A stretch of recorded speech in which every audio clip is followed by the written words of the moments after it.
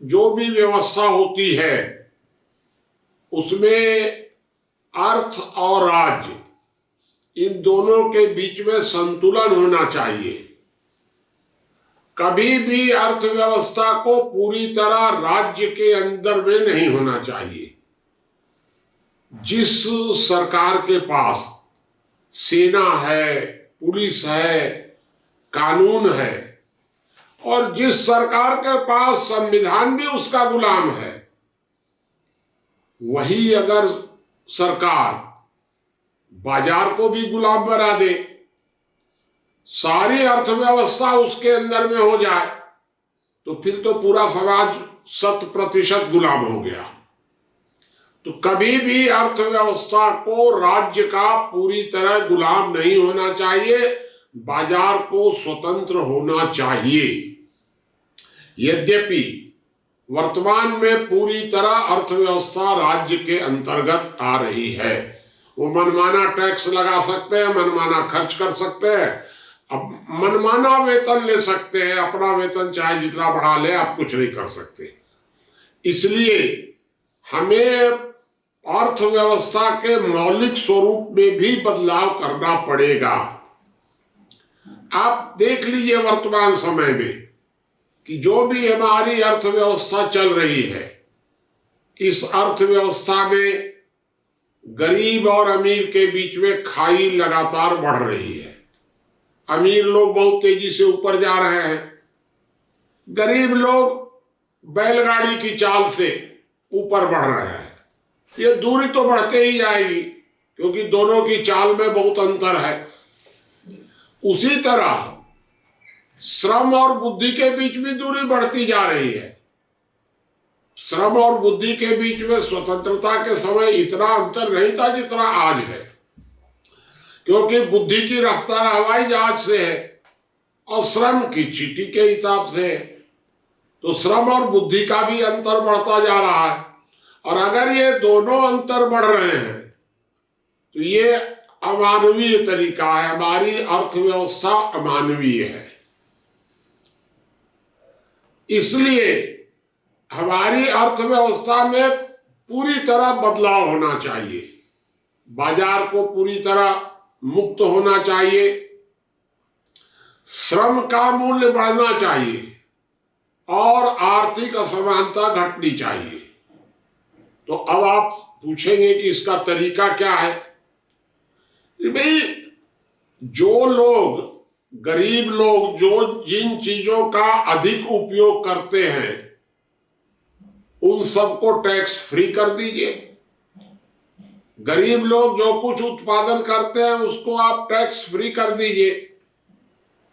तो गरीब, ग्रामीण, श्रमजीवी, छोटे किसान जिन वस्तुओं का उपयोग करते हैं और जो उत्पादन करते हैं उन पर भारी टैक्स लगाया जाए, और जिन वस्तुओं का अधिक उपयोग पूंजीपति करते हैं उन पर रियायत दी जाए। विचित्र बात है, साइकिल पर टैक्स लगे और रसोई गैस को छूट दी जाए, ट्रैक्टर को छूट दे दी जाए और साइकिल पर टैक्स लगना चाहिए। समझ में नहीं आता है कि ये कौन सी अर्थनीति है।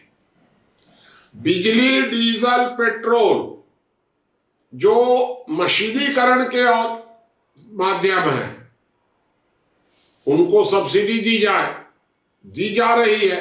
विचित्र तर्क है कि उनको सब्सिडी दी जाए। कृषि उत्पादन पर टैक्स लगे तो कृषि उत्पादन टैक्स दे और मशीनी उत्पादन को सब्सिडी दी जाए। घोर अन्याय है ये। हमारे पूंजीपति और बुद्धिजीवियों ने मिलकर श्रम शोषण का जो सिद्धांत बनाया है इसका खुल करके विरोध होना चाहिए।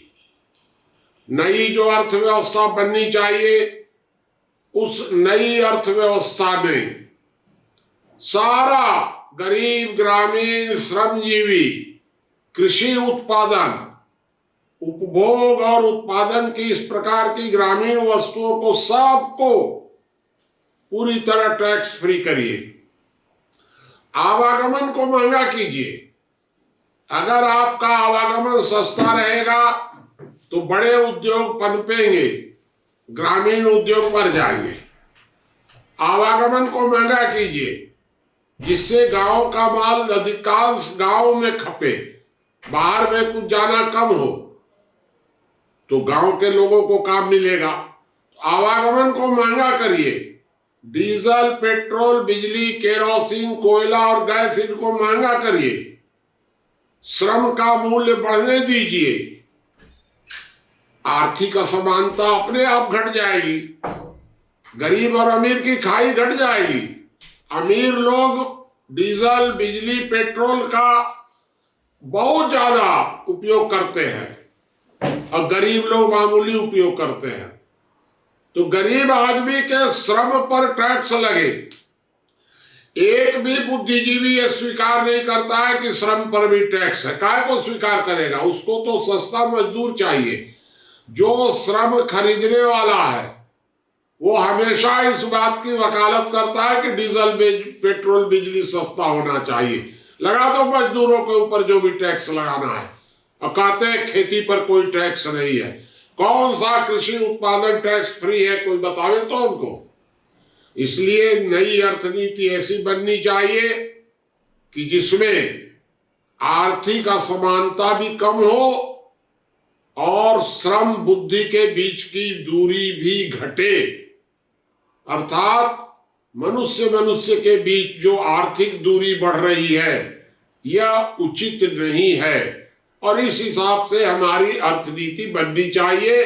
डीजल, पेट्रोल, बिजली, केरोसिन, कोयला और गैस इनके ऊपर भारी कर लगा दीजिए और सारे टैक्स समाप्त कर दीजिए।